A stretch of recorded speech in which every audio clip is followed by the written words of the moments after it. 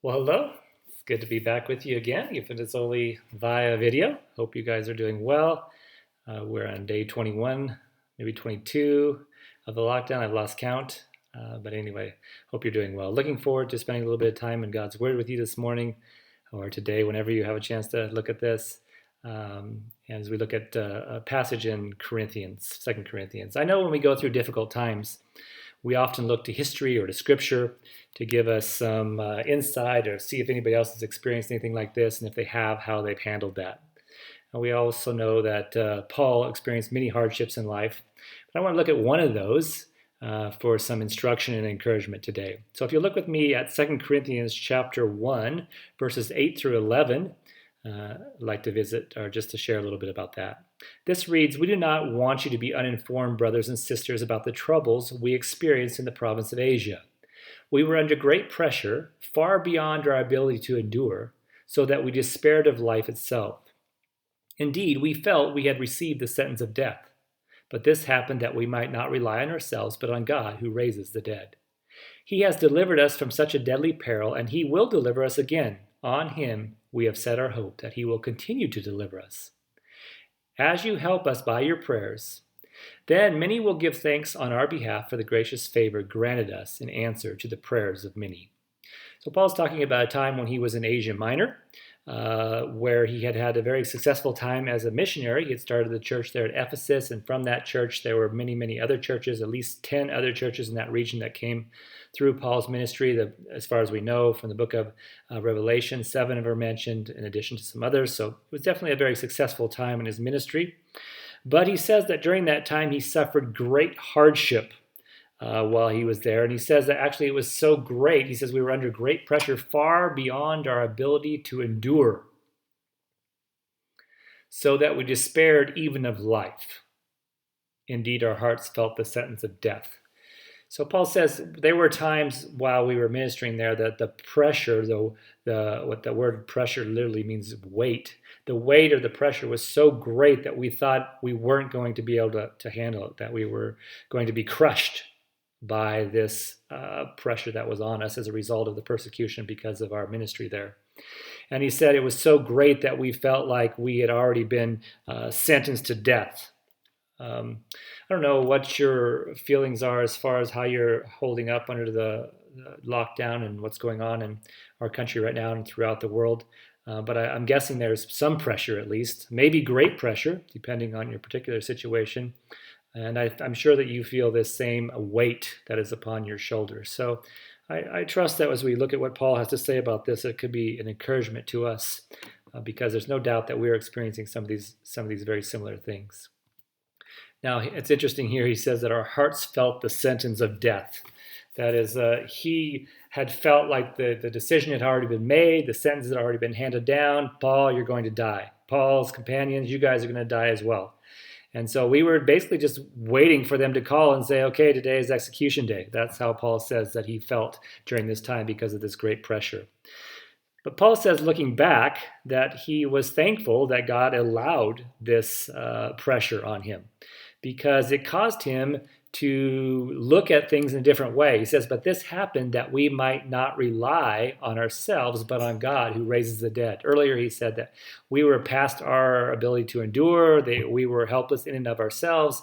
And so this great hardship forced us to come to the place where we said, hey, it's over for us. But when we did that, we were able to put our trust and our confidence in God.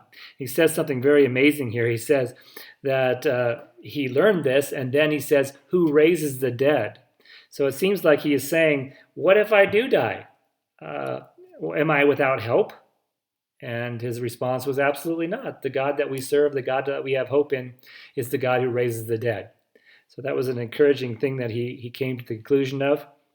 Now, I don't know if we feel like we're at the point that Paul is talking about here, that our death is imminent. Of course, it could be. Maybe it will be. I don't see that yet, and I certainly hope that is not the case. But regardless, even if it is, even if it was to come to death, our hope in God does not need to be hopeless. or helpless, because we have a God who not only can deliver us, as we'll see here in just a minute, but he also is the one who can raise us from the dead. So ultimate deliverance is that. He's certainly capable of that as well. So he says when in the next verse there, he says that God has delivered us. This is talking about after the fact that they were able to escape that crushing weight and not lose their life in Ephesus or in Asia. He said, God has delivered us and he will deliver us. On him we have set our hope that he will continue to deliver us.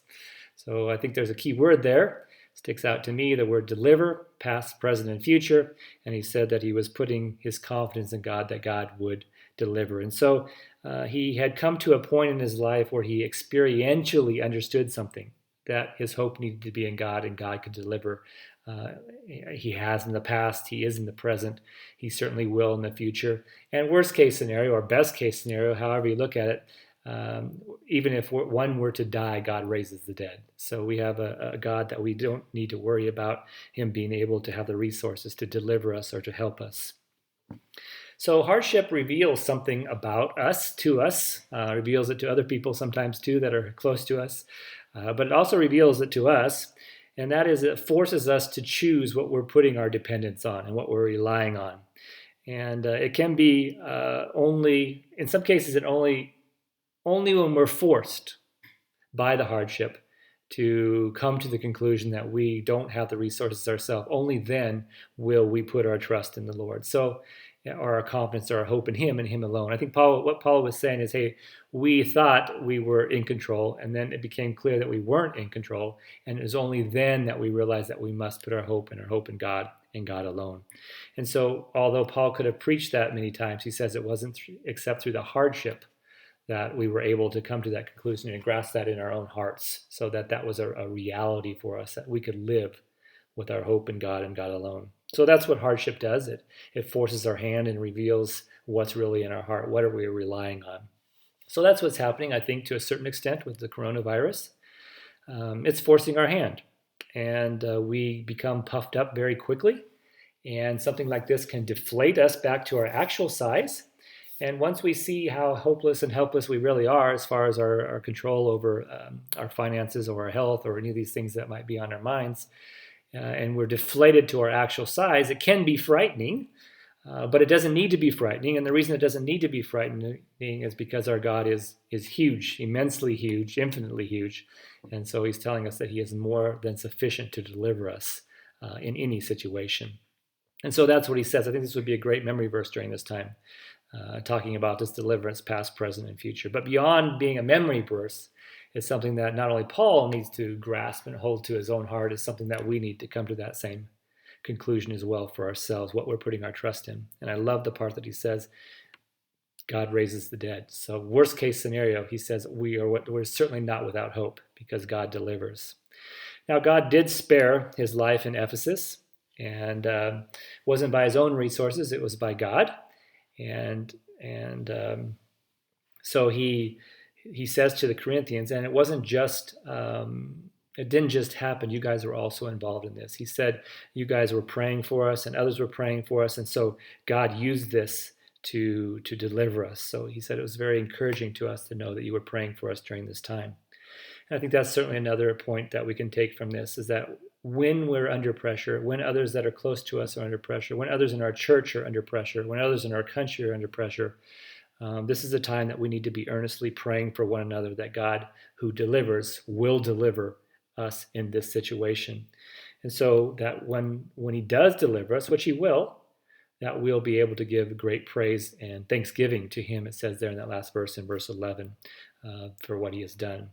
So I hope this is just an encouragement to you. Three things kind of stood out to me in verses 9, 10, and 11. First of all, Paul said God allowed the hardship in his life. I think the same is true for us, so that we can be stripped of self-reliance.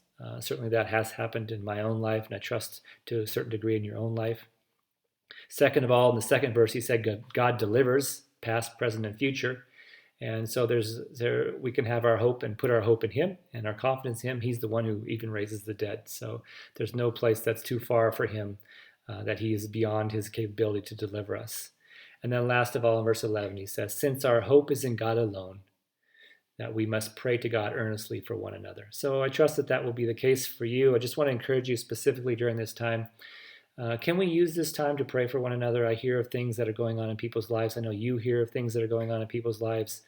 Um, Earnestly and diligently, I encourage you to think about one another in our church family and others beyond our church family, and just spend time earnestly praying for one another, so that when we are delivered, or when somebody that we care about is delivered through this time, that we can give God the praise and the glory. So in order to do that, I'm going to also attach the church directory, just as a reminder of many people in our church. And maybe you can just go through that and pray for those different people. And if somebody comes to your mind and you have the opportunity and you think you should, either give them a phone call, WhatsApp them, just say, hey, how you doing? How can I pray for you? How can I encourage you? And that would just be a huge help and a huge encouragement to one another. So let's take to heart what Paul says here, that our prayers are instrumental in the deliverance that God brings. We don't understand all these things, how that works, but we do understand that it is the case.